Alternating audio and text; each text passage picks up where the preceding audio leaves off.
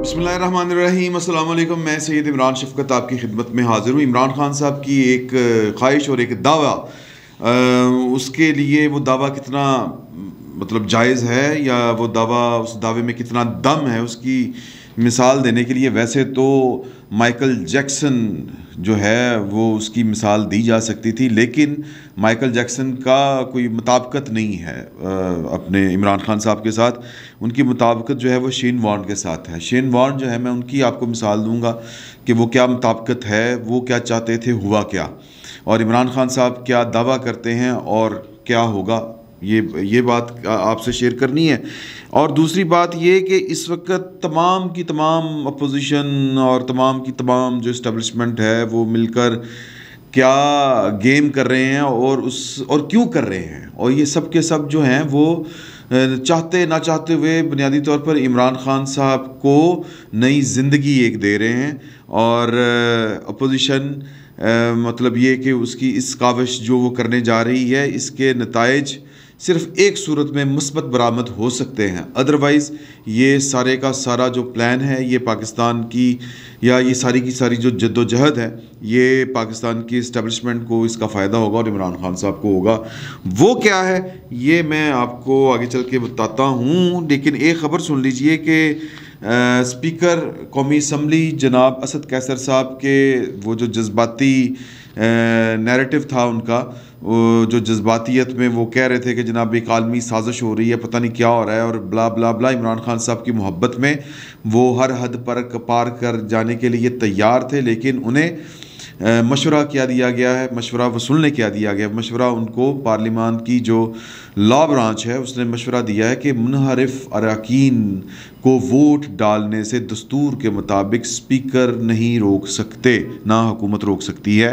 तो ये कानूनी राय है, लेकिन जब आपके सर के ऊपर जो है वो इक़्तिदार की जो है ना जी वो पट्टी या जादू सर चढ़ के बोल रहा हो और आंखों पर पट्टी पड़ी हो हिरस की, तो फिर कोई समझ नहीं आती।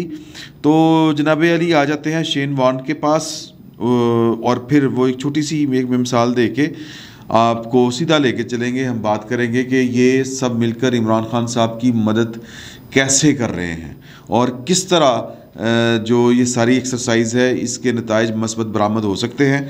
तो सुने कि जी कि वो वैसे तो माइकल जैक्सन साहब जो थे ना, उन्होंने बड़ी ज़िंदगी की प्लानिंग की हुई थी और उनका ख्याल था कि वो 100 साल से ज़्यादा ज़िंदगी जिएंगे, और उन्होंने हिफ्ज़ मा तक़द्दम के तौर पर गुर्दों वाला, जिससे उन्होंने गुर्दे वो नहीं होता अतिया लेना था, उसको अपने साथ तनख्वाह के ऊपर रखा हुआ था। जो मैच कर जाते हैं ना, वो जो भी मेडिकल की साइंस के मुताबिक जो भी खुलिए मैच करने होते हैं, ब्लड मैच करना होता है, जो भी करना होता है, तो वो सारे उन्होंने सारे बंदोबस्त किए हुए थे। जिगर वाला बंदा भी एक रखा हुआ था, और इवन के वो क्या कह लें कि जी एक ऑक्सीजन के उन्होंने सेल बनाए हुए थे, वो शीशे वाले कमरे, चैम्बर्स, जिनमें वो जाके खालिस तरीन सांस लिया करते थे, ऑक्सीजन के शॉट्स लगाया करते थे अपने आप को। और लेकिन आप जानते हैं कि वो 100 साल नहीं जिए, तो लिहाजा ये दावे करने जो हैं ये बड़े अजीबो गरीब होते हैं। काउंसलर थी शेन वॉर्न की, उनका नाम था लियान यंग। काउंसलर मीन के वो उनकी आप नफ्सियाती डॉक्टर कह लें, ये जो उनकी काउंसलिंग करती थी। तो वो उन्होंने बताया कि वो बड़े खुश थे और वो बड़े सेहतमंद थे, उनको सेहत के कोई मसाइल नहीं थे, और उनका ये ख्याल था कि मैं 30 साल और ज़िंदा रहूँगा। और वो अपने फ्यूचर की जो प्लानिंग कर रहे थे, क्योंकि उनको कोई बीमारी नहीं थी, बिल्कुल फिट थे, स्पोर्ट्समैन थे और खुश व खुर्रम थे, अपनी ज़िंदगी से मुतमिन थे, एक शादी करना चाहते थे मज़ीद, और बच्चे थे, बच्चों के साथ ज़िंदगी गुजारना चाहते थे। तो और उनका ख्याल था कि मैं 30 साल तो और जीऊँगा। लेकिन आप देखें कि अचानक वो इंतकाल कर गए, अल्लाह रहम करे। मैं मतलब इमरान खान साहब के साथ सिर्फ ये बात जोड़ना चाह रहा हूँ कि इमरान खान साहब जो हैं वो, ये सियासी होती हैं ये चीज़ें, लेकिन इमरान खान साहब सियासी बयान नहीं दे रहे होते। वो दावा कर रहे हैं नहीं मैं जनाब अगले 5 साल भी, ये 5 साल के अगले 5 साल भी प्लानिंग वो इस तरह की करके चल रहे हैं। तो अल्लाह मालिकल मुल्क की तूतील मुल्क, अल्लाह का मुल्क है ये, वो जिसको चाहे इक़्तिदार दे और जिसको सदा बादशाही अल्लाह के घर की है।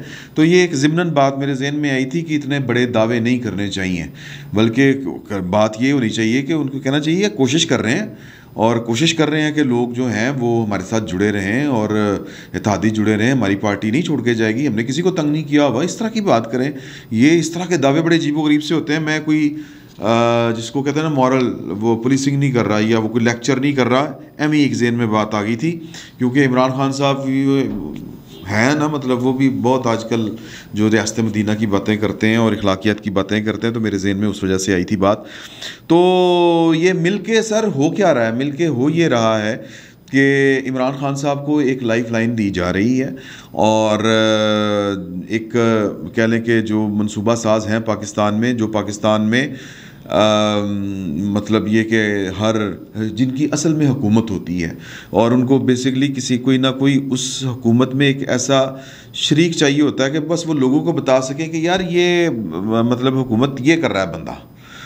तो वरना तो देखें 4 दफ़ा पाकिस्तान में ये जो होती है ना डिक्टेटरशिप कह लें या बराह रास्त हुकूमत करने का तजर्बा, वो कोई अच्छा नहीं रहा। तो लिहाजा मतलब ये कि एक बड़ी अरसे से काम जारी था और इमरान खान ज़िया-उल हक साहब के दौर में इनके ऊपर काम शुरू हो गया हुआ था और हम तो समझते रहे हैं कि जी के अल्लाह ताला गरीक रहमत करे, जनरल हमीद गुल की ये असाइनमेंट थी, वो ये तैयारी कर रहे थे। लेकिन वो बाद में पता चला कि ये ज़िया-उल हक साहब के होते हुए उनकी हयात मुबारका में है जी, उनकी हयात मुबारका में मैं माफ़ी चाहता हूँ ये वाले मैंने ज़रा सार्कास्टिकली कहे हैं, उनकी जो ज़िंदगी में जो उनके अहम लोग थे, मतलब वो कौन थे, जनरल मुजीबुर रहमान थे एक, वो साइकोवार के इस तरह की कोई बात कही जाती है कि बड़े एक्सपर्ट थे, उन्होंने इनके ऊपर काम करना शुरू किया हुआ था। इनको तैयार कर रहे थे और बड़ी ये मेहनत के साथ इमरान खान साहब नामी जो एक कह लें कि क्या कहेंगे इनको, एक किरदार तैयार हुआ है। मैं कोई ज़्यादा कोई तज़हीक अमेज़ कोई रवैया नहीं इख्तियार करना चाहता, ना कोई इस तरह का कोई लफ्ज़ बोलना चाहता हूँ। तो वो जो किरदार था, अब वो बड़ी मुश्किल से वो एक जो प्रोजेक्ट है वो बनाया गया है। तो वो अपनी नाअहलियों की वजह से और मतलब कह लें कि अपनी वो जब वो एक कॉलम लिखा था घुग्गू घोड़ा, मुझे याद है जनाब सुहेल वड़ैच साहब ने, और मतलब वो कहते हैं कि अब ये घुग्गू घोड़ा तैयार हुआ है, लेकिन घुग्गू घोड़ा भी अपनी बाज़ औक़ात होता है ना, वो अपनी मर्ज़ी कर गया। तो अब पता नहीं उन्होंने अपनी मर्ज़ी किस तरह की किस तरह नहीं की, लेकिन ये बात तय है कि घुग्गू घोड़े या घुग्गू घोड़ा कह लें या फिर जो पीछे थे, ये जो तजर्बा नाकाम हो गया। मतलब कि एक मतलब अपनी मर्ज़ी की एक पर्सनैलिटी को प्राइम मिनिस्टर के ओहदे पे रखा जाए, बाकी सारे काम खुद करते रहें, चलाते रहें, तजर्बे करें, मतलब किस तरह चलाना है किस तरह नहीं चलाना। नवाज शरीफ और आसिफ अली ज़रदारी नामी जो शख्सियात हैं और इनकी जो पार्टियां हैं, वो इतनी आसानी के साथ हर चीज़ के ऊपर राज़ी नहीं हो जाती थी और टफ़ टाइम देना उन्होंने शुरू कर दिया हुआ था। और वो जो एक इंडिपेंडेंस वाली मंजिल होती है ना, जहाँ पर कि जी हम तो सिर्फ वोटरों को जवाब दे हैं, हमने तो कौम को जाके जवाब देना है और कल को उनसे वोट लेने हैं, तो वो उस रास्ते के ऊपर चले हुए थे। पीपल्स पार्टी उस रास्ते के पे ऊपर चली और देखे ना वो कितनी सुकड़ के रह गई है। तो बहरहाल अब ये बिलावल भुट्टो ज़रदारी साहब अपनी कोशिश कर रहे हैं कि उसको जिला बख्शी जाए। मैं वापस उस बात पे आता हूँ, ये 2 पार्टियाँ काबिल कबूल नहीं हैं। तो ये जो कुछ हो रहा है ये आर्जी बंदोबस्त हो रहा है इमरान खान साहब को बचाने के लिए, क्योंकि इमरान खान साहब नामी जो घुग्गू घोड़ा है वो बहुत बुरी तरह से पिट गया है। तो अब क्या है, अब ये है कि इमरान खान साहब को सियासी शहादत मिल जाएगी अगर जो हैं पॉलिटिकल पार्टियां वो, और फिर इत्तेहादी कौन है, इत्तेहादी बगल बच्चे हैं अपने। MQM का करैक्टर क्या है और क्या कहते हैं बाप बलूचिस्तान अवामी पार्टी का करैक्टर क्या है, पाकिस्तान मुस्लिम लीग काफ का करैक्टर क्या है, ये किन के मतलब कह लें कि इशारों के ऊपर अपनी ज़िंदगियों के फ़ैसले करते हैं। और मुझे एक बड़ी शख्सियत ने ये वाला वाक़या बताया कि 12 अक्टूबर 1999 के बाद वो मिलने गए चोइश जाज साहब को, और चोइश जाज साहब को बेसिकली वो कहना चाह रहे थे कि यार कि हम आपस में ना लड़ें। ये मुस्लिम लीग हाउस जो है डेविस रोड लाहौर के ऊपर, वो जो दफ्तर है वो उस पर कब्ज़ा करने की कोशिश थी। चौधरी बरादरान की मुस्लिम लीग काफ बन चुकी थी, तो वो कह रहे थे कि जी के लड़ाई झगड़े ना करें, इस तरह इस चीज़ों को स्मूथ चलने दें, ये कल को हम इक़्तिदार में आएंगे हम आपसे आगे छीनेंगे, ये कोई अच्छी बात नहीं है। तो वहाँ पर यानी कि आउट ऑफ कॉन्टेक्स्ट जाके, यानी कि सियाको सबाक से हट के, या कह लें कि बात कुछ हो रही होती तो वो बात हुई तो सर इत्थे हुणी मेजर साहब बैठे सी वो हो के गए ने। वो 5-6 दफ़ा जब उन्होंने कहा ए हुणी ढाडे तो 2 मिनट पहले आए सी मेजर साहब, इत्थे बैठे सी ऐसे कुर्सी के उत्ते। तो वो कहते हैं कि मैंने चोई साहब को कहा चोई साहब खैरियत है, वो क्या कह के गए आपको? कहते ने सर साढ़े बाथरूमां च वड़ गए ने, साड़ियाँ टूटियां दे हिसाब ला रहे ने, पमैशा कर रहे ने, असी उन्होंने खिलाफ की कर सकने हैं। ये लेवल है उनका। तो लिहाजा वो तो जो कहेंगे वो कर देंगे। वो इमरान खान की हुकूमत को कल के छोड़ते आज छोड़ देंगे। अभी तो वो ये सिर्फ जो है वो ज़्यादा से ज़्यादा गेन करने के प्रोसेस चल रहे हैं। तो ये सब हो क्यों रहा है, अब सवाल ये है। और फिर ये कि पाकिस्तान की जो अपोजिशन की 2 बड़ी पार्टियां हैं, यानी कि पाकिस्तान पीपल्स पार्टी, पाकिस्तान मुस्लिम लीग नून, वो क्यों इतनी उतावली पड़ी हुई है कि यार के ये करें और ये सियासी शहीद हो, कोई बात नहीं। देखें अगर इमरान खान साहब सियासी शहीद हो जाएंगे, उनकी हुकूमत चली जाएगी, यानी कि इत्तेहादियों के ताउन से, और इत्तेहादी जिनके बगल बच्चे हैं उन्हीं की सर्विस कर रहे हैं, तो फिर होगा क्या? होगा ये कि एक बनी बनाई पार्टी को एक नई लाइफ लाइन मिल जाएगी। एक जो थ्रेट है ना कि ये 5 साल पूरे कर गई, तो जितना इमरान खान साहब की पॉपुलैरिटी का ग्राफ नीचे है, तो 5 साल बाद जो है वो कोई बात करने जोगे नहीं रहेंगे। तो इसका जो जवाब है वो शहबाज शरीफ साहब का जो हम ख्याल ग्रुप है वो ये देता है कि इमरान खान साहब जो हैं वो आकर मतलब अपनी मर्ज़ी का आर्मी चीफ लगा लेंगे। वो नाम भी लेते हैं, आजकल नहीं ले रहे, तो मैं भी नहीं लेता, लेकिन वो जो नाम लेते हैं और फिर जिसके नाम के ऊपर जो फटा हुआ था वो 6 अक्टूबर वाला, तो वो कहते हैं वो लगा लेंगे। और वो क्या करेंगे, उनका जो माजी है वो ये है कि उन्होंने बड़ा अग्रेसिवली यानी कि चीज़ों को मैनेज करके नवाज शरीफ साहब को फिक्स किया, नाहल भी करवाया, और फिर वो मरियम बीबी के भी पीछे पड़े हुए थे। वो तो मरियम बीबी ने जाके इस्लामाबाद हाई कोर्ट में दरख्वास्त दी बाई नेम उनकी, फिर वो जो चीज़ें हैं वो पीछे होना शुरू हुई। और मतलब ये कि वो कानून से तो फिर हर कोई बचता है ना, यही मसला होता है। तो वो अगर उनको आर्मी चीफ लगा लिया तो वो तो इमरान खान साहब के हर हुक्म के ऊपर आंखें बंद करके अमल करते हैं। माजी में भी उन्होंने किया है और फ्यूचर में भी वो करेंगे। और नतीजा क्या निकलेगा कि मुल्क जो है उसमें एक बेचैनी बहुत ज़्यादा बढ़ जाएगी, पॉलिटिकल पार्टियों में टूट फूट करवाई जाएगी। पाकिस्तान मुस्लिम लीग नून जो है वो उसको लगता है कि लोग इंतज़ार में हैं, लोग उनके लिए तैयार बैठे हुए हैं, लोग उनको वोट देंगे और मतलब याद कर रहे हैं उनको। तो ऐसी सूरत में जब ताकत की रियासत जो है वो लोगों के ऊपर जो है वो उनको कुचलने की उनकी जो विल है, जो उनका इरादा है, उसको उसकी इंजीनियरिंग करनी शुरू करेगी, तो फिर ये मुल्क के लिए ख़तरनाक होगा। तो अब ये उनका ये ख्याल है। लेकिन चलें, ये उनके वो इसी ख्याल की रोशनी में सारे फैसले कर रहे हैं। लेकिन 2 सूरतों में मतलब ये कह लें कि जो इमरान खान साहब हैं वो बुनियादी तौर पर ये जो प्रोजेक्ट इस वक्त शुरू है वो उनको बचाने के लिए है कि फिर कहाँ से एक नई पार्टी को 20-25 साल लगा के कोई बड़ी पर्सनैलिटी, कोई फेमस पर्सनैलिटी हमारे हाथ में आएगी। कुछ लोगों का ख्याल है कि शाहिद अफरीदी साहब के ऊपर भी काम हो रहा है, और कुछ लोगों का ख्याल है कि कोई जवाद साहब के ऊपर भी काम हो रहा है। वो जवाद अहमद साहब उन्होंने भी एक पॉलिटिकल पार्टी बनाई हुई है। तो इसमें मतलब ये कि वो टाइम लगेगा उसके ऊपर। तो ये तो बनी बनाई पार्टी है, तो मतलब क्यों उसको बचा के रखना चाहते हैं? वो इसलिए बचा के रखना चाहते हैं कि पाकिस्तान मुस्लिम लीग नून और पाकिस्तान जो है पीपल्स पार्टी, इसके ऊपर वो ट्रस्ट नहीं करते।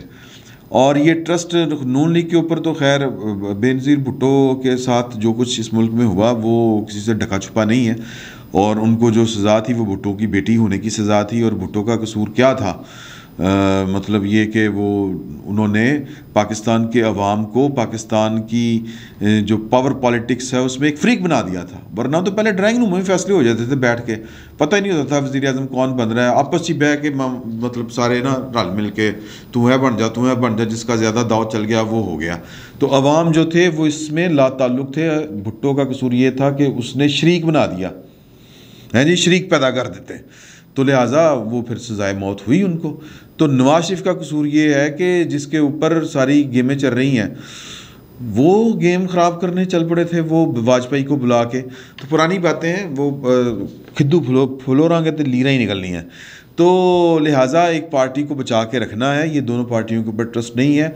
और मतलब आएगी साल 2 साल में माहौल हम इस तरह का बना लेंगे कि जनाब लोग की फिर गालां कढ़नगे सब लोग, चोर चोर डाकू डाकू। और इमरान खान साहब जो हैं वो अपोजिशन में होंगे, वो यही काम करेंगे और फिर पूरी जो रियासती मशीनरी है हिडन खुफिया, वो इमरान खान साहब को जनाब फिर पंप कर रही होगी, फिर से उनको तैयार कर रही होगी, या फिर और भी बंदोबस्त हो सकते हैं। पार्टी बचा के रखनी है। और मैंने इसी वजह से इमरान खान साहब को हमेशा मशवरे दिए हैं कि इमरान खान साहब आम चुपन तो परहेज़ करो, गर्मियाँ भी आम नहीं चुपने, सर्दियों में तो खैर कहाँ पे आम, लेकिन आपने गर्मियों में भी नहीं आम चुपने, ख़तरनाक साबित हो सकते हैं आपके लिए। तो फिर इसके ऊपर देखें ना कि हर चीज़ जो है वो हर बंदे की, हर ताकतवर जो होता है हर बात उसकी नहीं चलती होती, हालात इस तरह के भी हो जाते हैं। तो सवाल ये पैदा होता है कि ये जो प्रोजेक्ट जारी है इस वक्त, प्रोजेक्ट कौन सा, तहरीक अदम एतमाद का, इमरान खान साहब को फारिग करने का और अगले आर्मी चीफ का, यानी कि वो अपनी मर्ज़ी का ना ला सकें, ये वाला मंसूबा है और इस पर अमल पैरा हैं अपोजिशन के लोग। अब वो अपनी कामयाबी या इस तहरीक के जो मस्बत नताइज उसी सूरत में बरामद होंगे। ये एक बहुत बड़े आदमी फ़िलासफ़र ने ये वाली बात कही और मैं उससे मुत्तफ़िक हूँ।